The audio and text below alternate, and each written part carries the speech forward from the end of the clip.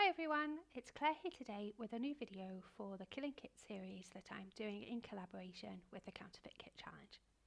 As always, you can find all of the details for the Counterfeit Kit Challenge in the comment box below so that you can find the way to the blog, to the Facebook group and to the Instagram account.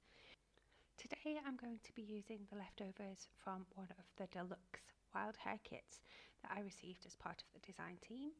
I think it's from November last year, so November 2018, and it's full of lots of glorious black and white and botanicals from Heidi Swap and also from Pink Paisley's Autumn Lane collection.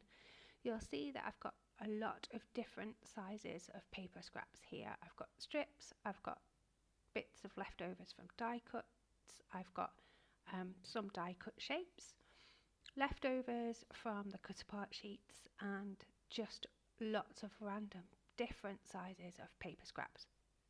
I've also got quite a lot of embellishments which I'm going to set aside for today's video. What I'd like to do is sort of whittle down some of these paper scraps, particularly the bigger scraps, to make the foundations of a small mini album. None of the pieces that I'm using are more than about 6 by 4 inches. I think the largest piece here is the piece that I'll use for the outside of the mini album, and that's a large piece that I have in kind of a label shape. Inside that I'm going to use some of the smaller pieces. It's as simple as scoring them, folding them in half and slotting them in.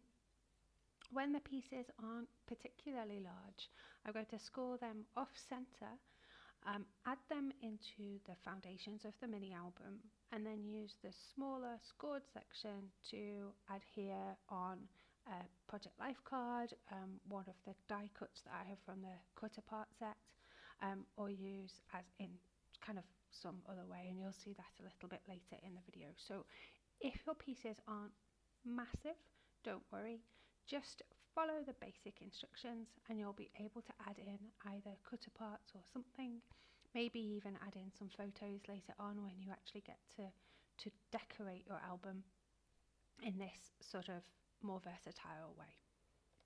So once you have the foundations of the mini book made, what I'd recommend that you do is look to the leftovers that remain in your kit and see if you can make it a little bit more interesting. Here I'm adding some elements from the cut apart sheets that I had left over, adding in extra pages and a little bit more dimension with some of the leftover embellishments. What I'd recommend that you do is maybe have a look for extra paper that you can use to create waterfall effects, maybe some pullouts or extra tags. And each of these can add a unique interactive element to your mini book as you work through it. Once you've got these foundations in place, you can start to decorate it. Obviously, I would encourage you to use what's left in the current kit that you have in front of you, and to add in photographs from your stash. If you know that you won't be able to print photographs of the right size for this kind of mini album, then you can use a collage application on something free like PicMonkey to create a collage of smaller photographs. You can then print those out on a standard size photo. Otherwise, I think it makes really cute happy mail. So that's the end of today's video. I hope that you'll join us next month when I will be trying to finish off some of the rest of this kit. Please feel free to leave me any questions or comments below, or come and find me on the Facebook community for the Counterfeit Kit Challenge. Bye for now.